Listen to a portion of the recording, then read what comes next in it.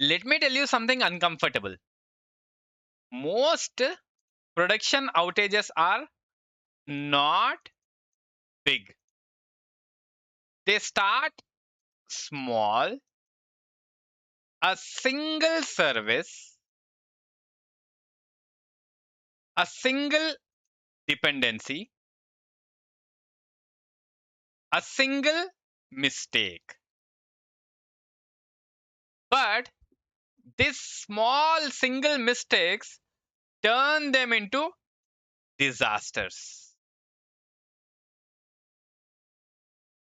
But what turns them into disasters is not the failure itself.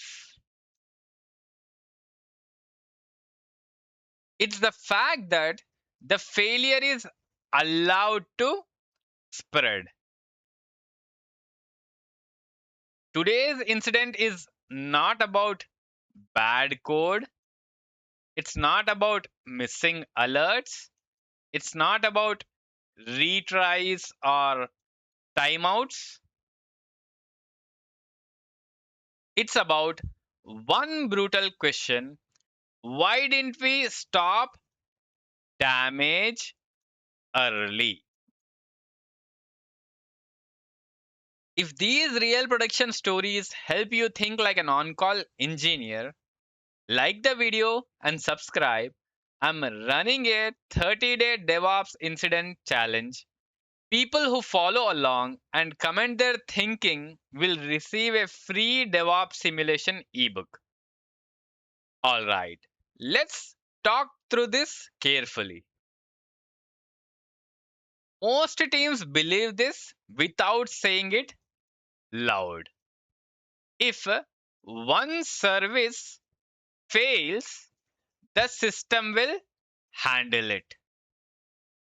That belief is dangerous because systems don't automatically contain failures, they spread those failures unless you deliberately stop them. A failing service doesn't politely stay in its lane, it slow down callers, it consumes resources, it try to create retries, it increases load elsewhere, and suddenly something small becomes everyone's problem. Blast radius is not a buzzword, it's a simple idea. How much of the system can one failure damage? A small blast radius means this breaks, only this suffers. A large blast radius means this breaks, everything else suffer. Most outages are not caused by initial failure, they are caused by uncontrolled blast radius.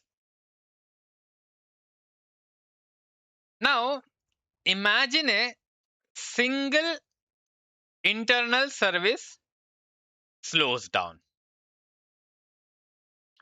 Nothing dramatic, no crashes yet, just slower response. Now, think about what happens next.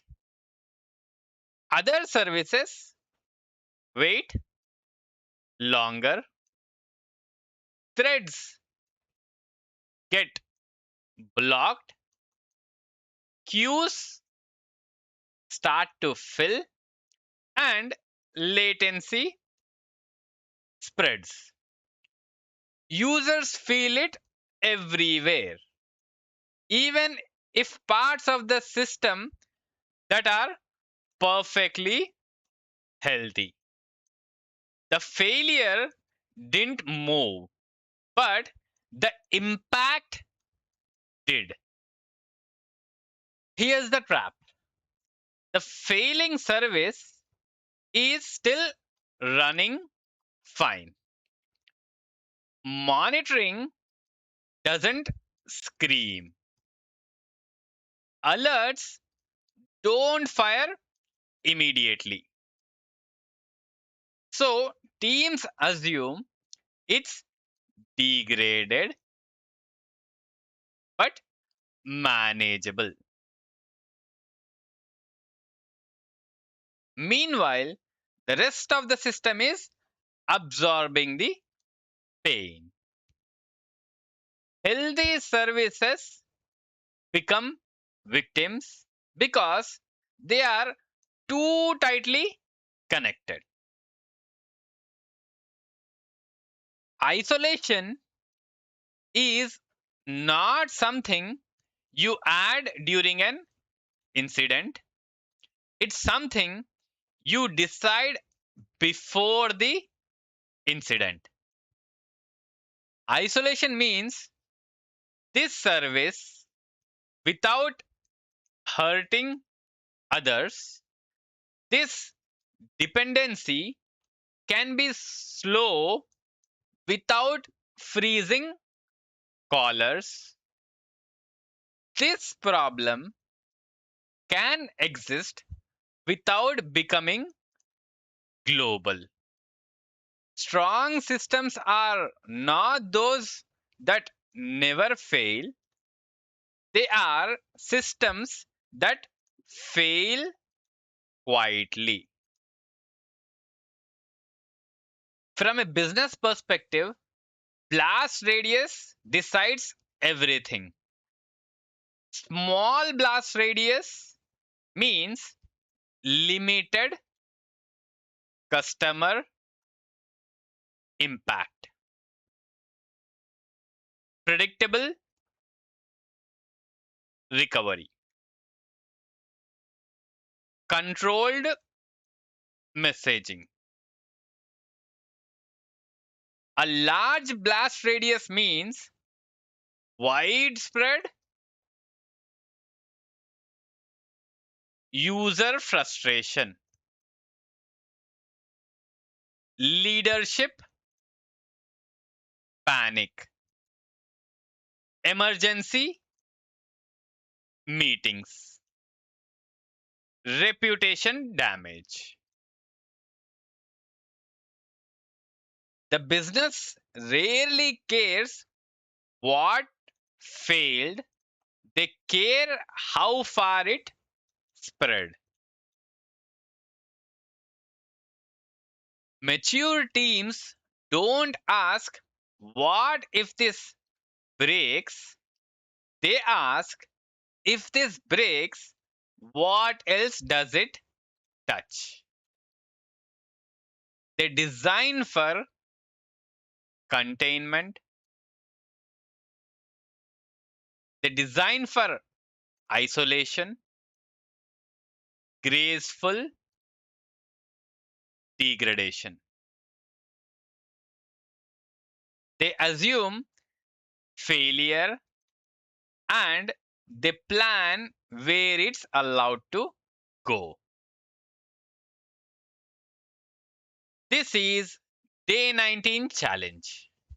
You're on call, one internal service is slow, nothing is down, but latency is spreading. What is the first thing you think about? Do you stop the traffic, isolate the service, protect healthy parts, accept partial failure? There is no single correct answer here. I want to understand how you think about containment. If this episode changed how you think about failures, like the video so YouTube shows it to more engineers. Comment your thinking and subscribe because next we talk about postmortems that fixed nothing and why teams repeat the same outages.